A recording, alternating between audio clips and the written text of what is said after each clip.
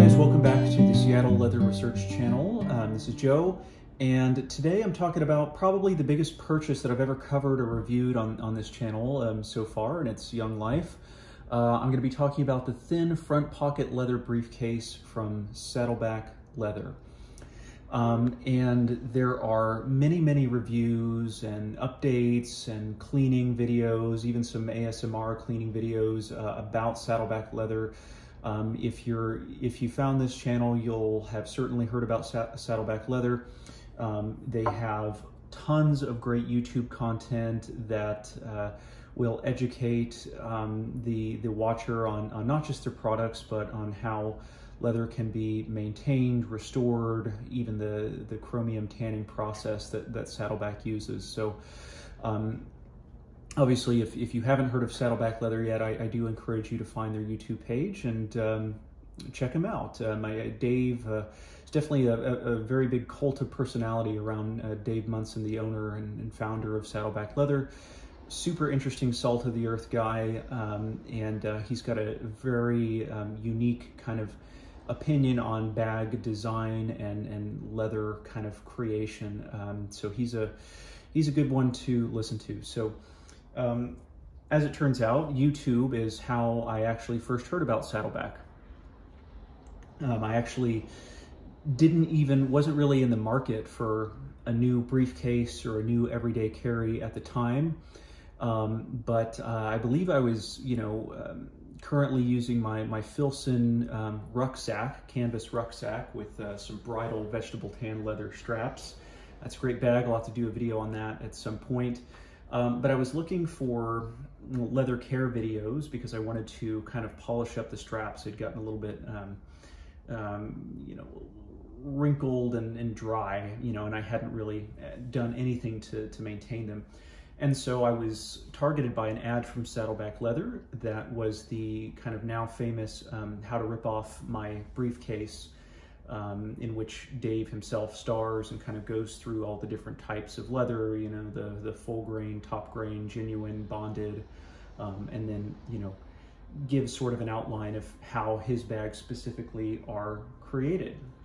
So that's what really pulled me in, and it soon became almost an addiction in learning about the different types of leather, how to create products with leather. So I'm now a big follower of other leather makers on YouTube, and I follow other review pages, and it really started an entire kind of new passion and hobby for me. So at a minimum, I'm thankful to Saddleback Leather for that.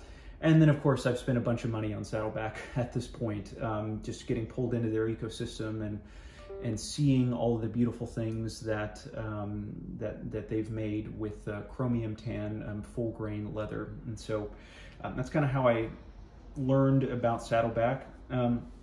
Why I chose this bag. So now, this was the first kind of big purchase briefcase that I have ever bought in my life.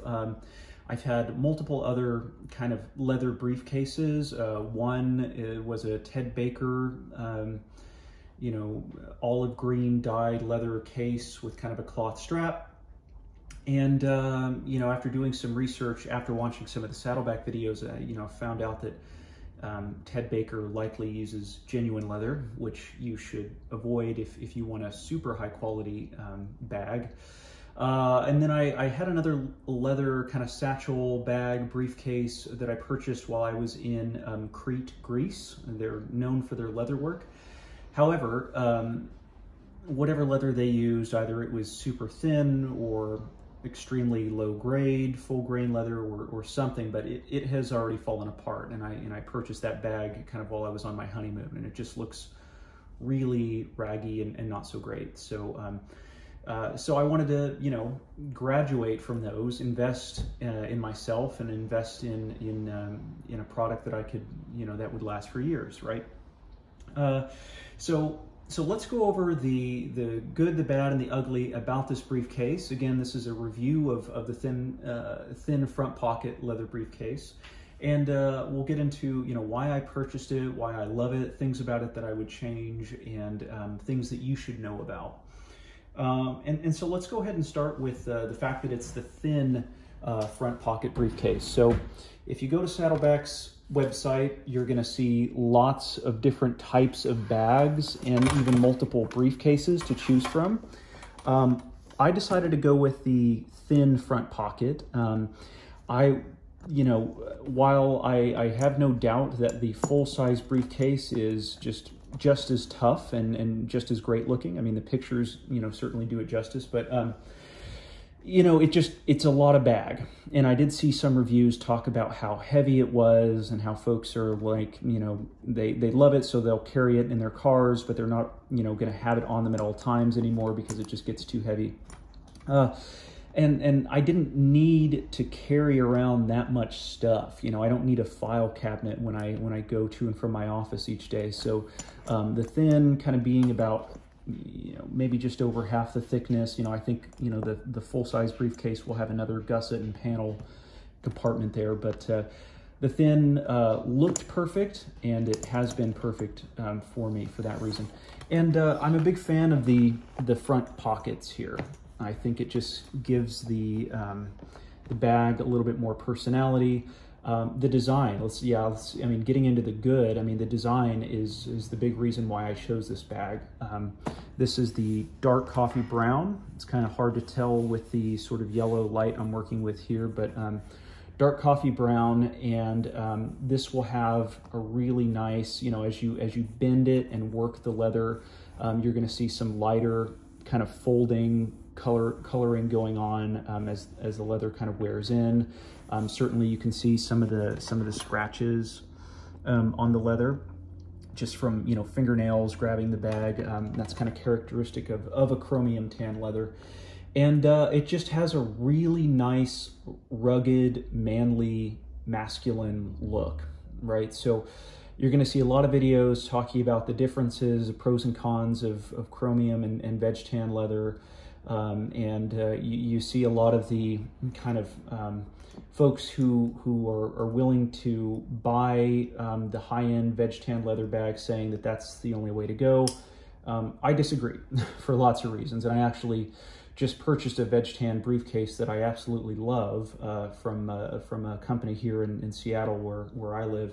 And I'll do a video on that at some other point, and probably a comparison video between that and this chrome tan bag. But the things that you should know about chrome tan leather is that the bag is going to cost less. I mean, this is still an expensive bag, right? This is a Thin briefcase, and it retails for $580 currently. So it's not cheap by any means, right? And there's a reason behind that. And just like there are probably, you know, low-grade, craft-grade veg tan leathers that you can buy, there are also high-end and low-end chromium tan leathers. And there are some chrome tan leather tanneries that you want to avoid if at all possible. I would say if you can avoid buying a chrome tan leather bag that's been made in you know, countries in the Middle East or in India, you should avoid them. And the reason being, they're likely using chemicals that are far more carcinogenic, and they're not as careful in how they use those chemicals to tan the leather. Additionally, it's worse for the environment. There are some methods of kind of dumping the water that is the acidic and chemical-filled water that is used to tan chrome tan leather. And some third world countries, I know this has been well documented from India, will just dump it straight into the river, right? So that is literally poisoning people. So that is something you've got to be really, really careful about, and something that you should be aware of when you're shopping for a bag and you come across something that is chrome tan leather. Now, on the positive side, chrome tan leather is going to be far more weather resistant. So compared to my veg tan leather bag, I'm not worried at all. You know, I live in the Pacific Northwest where it rains 7 months out of the year. I'm not worried at all about taking this guy out in the rain. You know, it is so stuffed with, I mean, it's what you're doing is you're literally merging the animal skin with chromium metal, you know, to make it super, super strong, tough, durable. And then Saddleback specifically will also inject the leather with vegetable tannins, so the same tannins used in the veg tan leather process, and they'll also stuff it with high quality wax and you can kind of tell this bag is a few months old now, but still sort of has that waxy, shiny appearance to it that I think is super great, feels great, smells great. And it'll stand up to the elements. So rain is not gonna cause water spots. You know, there are some veg tan leather products where you've got to carry something on you a lot of the time to wipe down the leather if it gets wet, because it'll have water spots on it that'll be super obvious and not great looking. You know, it can dry out veg tan leather, heavy rain can, once it dries. Veg tan leather will often take the form of, you know, whatever position it's in when it was wet. You know, I mean, there's an entire kind of craft in wet molding veg tan leather, because it will, you know, just bend and then dry into that same shape. So, you know, there's a concern there about, you know, can it stand getting wet for long periods. So there's a lot of toughness and you know, just ruggedness with a chrome tan leather that you're not going to get from something that is veg tan, even a super high-end, high-grade veg tan leather, in my opinion, and based on some of the research that I've done, right? So so just something to keep in mind. Now, compared to veg tan leather, chrome tan is going to get shiny and look a little more ragged when it does age. Now you can restore chrome tan leather using something like Chamberlain's leather milk, and they make lots of different products that you can use on the bag, and that will sort of remove some of these scratches and other indentations from your fingernails, or, you know, things that you're scratching it with. But, you know, it's gonna get a little softer, a little floppier. And again, I think it just, you know, if it's your style, then that's fantastic. And I think, you know, I work in a professional office. You know, I'm there 9 to 5 with hundreds of thousands of other employees that work for the same company as I do. This is probably on the fancier end of just an everyday carry that I see, and certainly that I've noticed since I started getting into leather.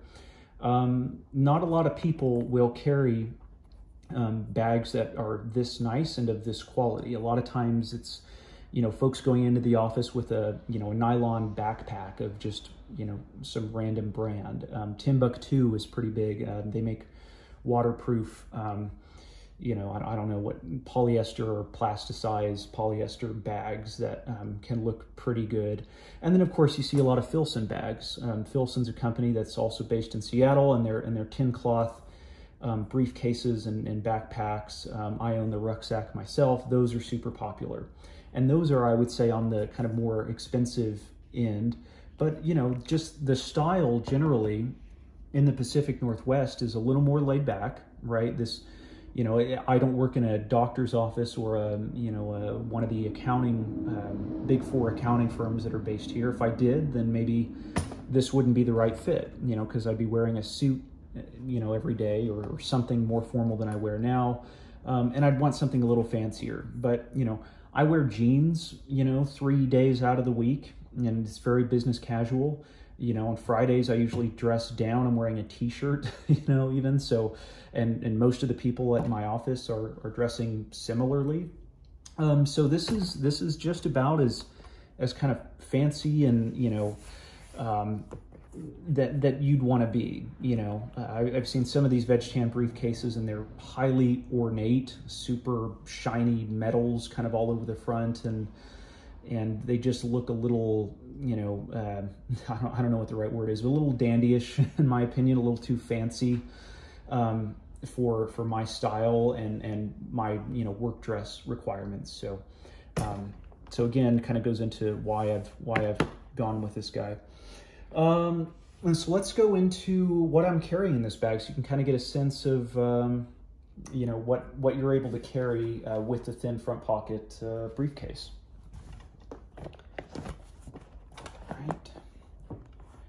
Okay, so first I actually want to talk about these pockets here. So we've got stainless steel 316 hardware throughout, and it is one of the strongest types of stainless steel that you could ever possibly come into contact with, so that's pretty cool. Polyester, UV resistant thread, that's not going to degrade with oil or sun or much with weather. Apparently it's the same type of thread that's used in, sails and parachutes, which is cool. But the cool thing about these pockets specifically is that they've been sewn on, so they're built separately and sewn on. And so you've got this great space actually right behind the pocket. So here is where I'll usually keep wallet, and this is a veg tan leather wallet from Stock and Barrel out of Utah. Super cool natural veg tan leather for that. And then on this side here, I can carry something like a field notes journal. And this is a veg tan leather field notes journal from Jackson Wayne out of Tennessee, another great company, in a cool little kind of use of veg tan full grain leather here. Great, so the pockets are fairly spacious. So here I've got, headphones and some chapstick, just everyday carry type items. I've got, some keys, another chapstick here.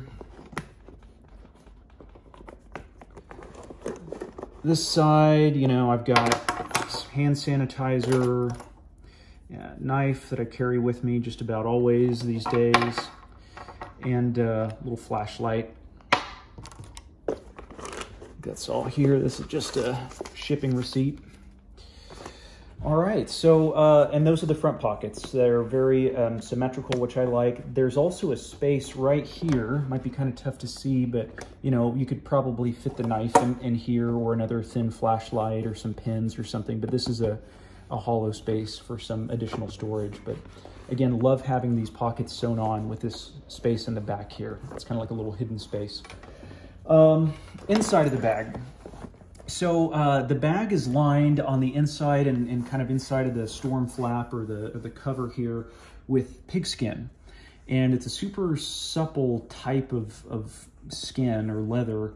It's very porous. You can kind of, I don't know, it's kind of tough to see, but you can almost see the pores even in the video here. It's like a suede almost. The stress points are all riveted. Now, I have heard some complaints about, or folks have pointed out that the rivets are not of the highest quality because they're just sort of hollow inside. There are some, brass rivets that, are kind of have two closed ends here, right? So here's, let's see if I can get a good shot of that. So these are the tops of the rivets here that sort of stamp all of the different stress points. And here's the bottom. You can see they're kind of hollow. I don't anticipate it's going to be a big deal or it'll be a problem. Saddleback offers a 100-year warranty. So, I mean, in the event that some incredible force is just going to tear this apart, I'm sure they'd work with me to find something to do with that. So the handle, you can see there's kind of almost, I believe, what's like a metal bar sort of wrapped in the pigskin that secures the top handle here, and then it looks like copper rivets. So something slightly stronger than I believe what's used here to hold that handle on and keep that secure. And then inside, so I've got the 15-inch MacBook Pro. Now it's a fairly tight fit in this particular briefcase, but it still does fit, and it's going to fit just fine. And as you'll see, there's even more kind of inside of it. But this is the 15-inch Pro.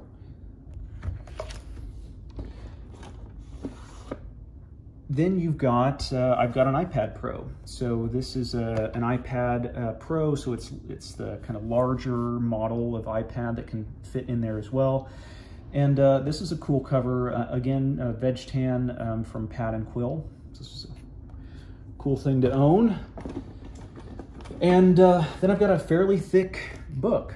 So just a little certification that I'm working toward on some data management. So, and that's, you know, good sized book. So it's able to fit the MacBook Pro, the iPad Pro, and then this book on the inside. So that's more than I would typically carry. I never really bring my iPad with me to work. So plenty of room inside, right? And it's got that really soft, supple pigskin all the way through. And then finally in the back, you've got a very generous, large-sized magazine compartment. So just see that this, again, super thick GQ issue fits perfectly back here. Sticks out just a touch, but you know, that's about this is as big of a magazine as I'd imagine you'd want to carry, or you know, you would normally carry for whatever reason. So it fits a lot for it being the Thin Front Pocket Briefcase. So if you're like me and you don't have that much to carry each day and you don't need a file cabinet, you know, and you want to save a little bit, don't want to spend as much, then go for the Thin Front Pocket. So on the back here, O-ring, again, stainless steel, so that you can turn it into a backpack, right? This is super great. I haven't used that functionality yet. I actually thought about trying it out yesterday because I was walking quite a long distance, but you know, haven't really needed it. You know, the bag is heavy, but you know, it's the shoulder pads, which I'll get into next, are actually super great and comfortable. So, all right, so shoulder pads again. So there's two pads here, both made from the same full grain leather. Looks to be, I'm trying to decide, it looks like perhaps two pieces that have been sewn together. And these are really, really thick and comfortable. And they're still they're getting flexible. They'll get more flexible and they'll get softer. You know, it's very comfortable shoulder pads. Top handle, it's like a single piece of, it looks like two pieces of leather, or actually no, that's like one piece of leather that has just been wrapped over itself, but it's nice, it's not too thick, and it's very comfortable to hold. And you know, it's got those copper rivets to sort of hold it in place. Another shot of that. Obviously, the shoulder strap can be removed from the bag if you want to carry it like an actual briefcase by hand. Can be crossbody, and it should be able to be cinched enough to be kind of a shoulder bag as well. Now, one thing that I've learned that I like to do with this bag is, you know, there are three D-rings here on both sides. And the bag, I believe, was meant to be carried through this middle D-ring here, right? However, I like to attach it to the very back D-ring, which I think is what's used if you want to turn it into a backpack. But when you hook it to the back D-rings, it will actually sort of carry like an old mail bag would, in that if you pick it up here, hopefully this will show, it kind of leans into you, sort of hugs you. And so it doesn't it's not bouncing off of you as much. You don't have to worry about that going on. So I actually have been using these back D-rings to you know, just carry the bag over my shoulder.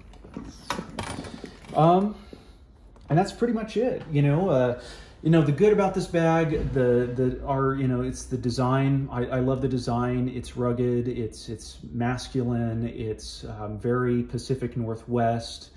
You know, I would carry this bag, you know, I'm from the Midwest originally, so, you know, out in, you know, 0-degree weather and snowy conditions, I would still carry this chrome tan leather bag because it's so thick and tough. So it's kind of an all-weather sort of rugged outdoorsman look that's very popular here and elsewhere. You know, if I lived in Southern California, you know, perhaps I'd, you know, only carry veg tan because I wouldn't worry about, you know, the weather, and you know, the sun is going to age veg tan really beautifully and much more quickly than an aging can occur where it's gray all the time, like out here. But this is perfect for me. There's not really anything bad about this. I mean, you know, the cost is the cost. I heard, you know, there were some videos made a few years ago about how Saddleback at one point raised their prices, which of course, you know, is going to anger some vocal, you know, core of customers. But, you know, a lot of these complaints are coming from folks who don't seem to understand the concept of fair market value. The idea that a product is only worth what someone is willing to pay for it. So apparently they've found enough people who will pay the price that they're currently charging. So I know that's not great if it's suddenly priced out of your budget. Obviously that's not a great thing, but you know, it's no reason to necessarily hate on the brand. I feel like that's just kind of, it's sort of silly and misdirected anger, but it's understandable. You know, I would say that I'm not a huge fan of how long this tongue is. The fact that it can like wrap underneath and go under the bag when it's buckled isn't my favorite. I wish it was, you know, kind of maybe stopped right about here so it could just fit and look super nice and uniform, kind of going no further than there. I've seen some Saddleback reviews where the tongue over time just kind of literally sticks out like a tongue, you know, because it's been bent so much and it's just super long. And I don't know, I'd like it if it was, I think, a little bit shorter and not able to stretch underneath of the bag. I think it looks kind of funny sometimes, but it's not the biggest thing in the world. I'd say there is no ugly about this bag. And again, in my opinion, this is all sort of my subjective experience here, but you know, if you're going to buy a chrome tan bag, I really don't know who else is doing so sustainably and as clean a way as possible. In fact, if you know of other quality chrome tanneries or brands that sell quality chrome tan products, I'd love to pick your brain and hear about it, maybe in the comments or a message or something, because to my knowledge, chrome tanning can be absolutely awful for the workers and the local environment and the communities that are surrounding these tanneries. But there's actually a video I'll link to where Dave walks through his tannery and talks about the entire chrome tanning process. And it's not, you know, overnight like some of these chrome tanneries. It's a long process, and you know, it yields a much better and cleaner result. So again, if you're going with the chrome tan bag, Saddleback in my mind is just the absolute way to go. So thanks for watching, guys. I'm sure I'll have more videos about this briefcase as I clean it and update it as it gets more wear over time, just to see if it truly is standing up to the test of time. But if you've got any questions for me, feel free to shout them out. Otherwise, thanks so much for watching.